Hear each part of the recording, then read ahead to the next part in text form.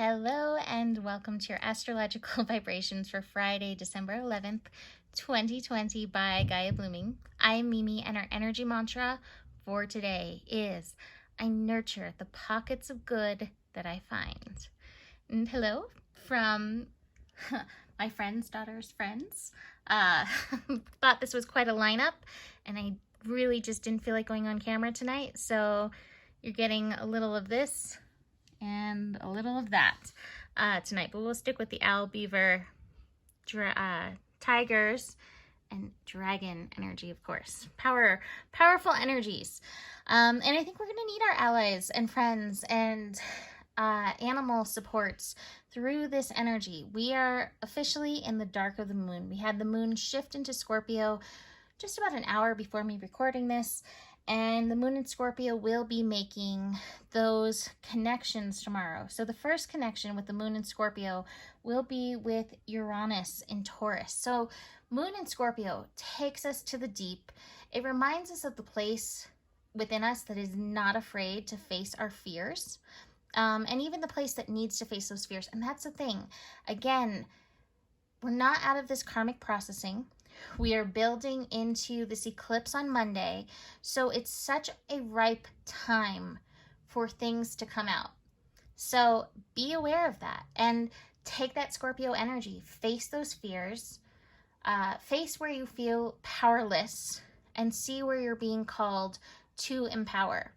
And again, I suggest dragon energy for that, for sure. But tiger can help too. Anyways, so moon opposite Uranus. Now, the interesting thing with this is Uranus energy can be quite triggering.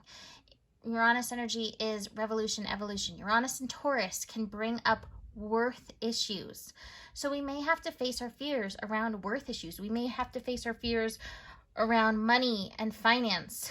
Obviously, this year has been challenging to so many in regards to that. So again, not avoiding, not ostriching, really facing any energies that are coming up, and then still remembering the energy mantra, looking for the pockets of good where you find them. Now, the other thing that is coming up really strongly with this, and I have a lot of these in the cards, definitely, well, not that one, but comparison, projection, patience, and this can go there.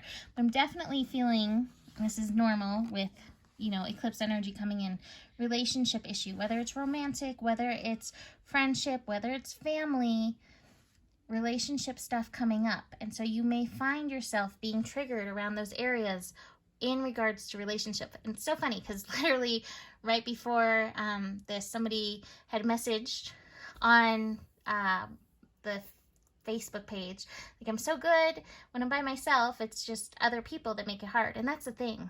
We can all be so good by ourselves. We can be Zen masters by ourselves. And then others come up.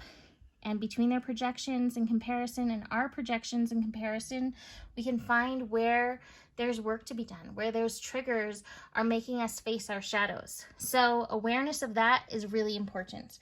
The other connection will be the moon with Neptune. So the moon with Neptune may ultimately, especially in dream time, help support understanding, processing the karma. You may get potential psychic messages through that. If you are really struggling with things, ask spirit to show you in dream time or daydream time how you can be supported in that. So like I said, we're building into this eclipse. We have Saturn at 29 degrees. I know people want me to talk about the grand conjunction. We'll get there, but this is where we're at right now. Oh, I see a little creepy eyeball hanging out there. That's interesting. You know what's, I'm going to just say this, a little methodology that I've used in the past, speaking of creepy eyeballs. Rather than the image that we carry of our fears, give your fear a look, like this creepy eyeball thing. Sit down and talk to it. You will find there can be consciousness in there, and there can be treasure in there, and there can be good things in there. Or maybe this is what the fears look like. Or maybe your fears looks like this friendly little pink dragon.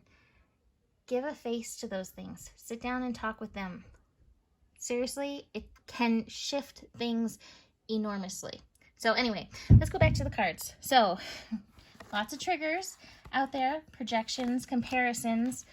Our work, letting go of that outside energy, empowering ourselves, and again, holding on to the good. And then meanwhile, I would say through this process, this energy is quite intense. Be patient with yourself. Be patient with the process. Take it easy. Take it slow. It's very intense. The eclipse corridor, I swear the eclipse corridor is worse than the eclipses. So just be aware of that. Hold tight. It'll be okay. And call on your friends. All right, so that is it for today. You can book a reading with me. Apparently my website is down right now. I'm not sure why. I will get to it, but one thing at a time. But you can always email me to book a reading, mimiclark@gmail.com. Besides that, the better it gets, the better it gets. There's more than enough love in the world for you. You have the power, and do stay curious. Namaste.